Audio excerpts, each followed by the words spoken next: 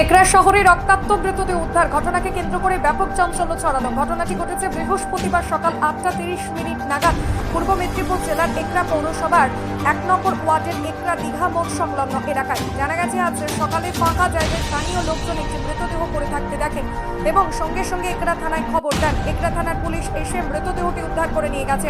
Police মৃতদেহটি ময়না তদন্তের জন্য কাঁথি হসপিটালে পাঠিয়েছে। একরা থানার পুলিশ মৃত্যুর কারণ তদন্ত করছেন।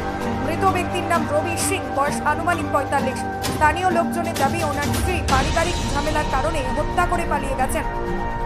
তবে পুলিশ মৃত্যুর সঠিক কারণ জানার চেষ্টা করছে। এই ঘটনা এলাকায় ব্যাপক চাঞ্চল্য ছড়িয়েছে। আমার নাম লাকা, বাড়ি এগরা 1 নম্বর ওয়ার্ড। কি ঘটনা ঘটেছে এখানে? কালকে রাত্রিবেলা এরা এখানে থাকতো, ড্রিঙ্ক করে নিজেদের মধ্যে মারপিট করে তা খুনাখুনি হয়ে গেছে। না কেউ বা কারো তাকে গলায় আঘাত? ওই ওদের নিজেদের মধ্যেই মারপিট করে ও যে যার সঙ্গে ঝগড়া হয়েছে ও পালিয়ে গেছে।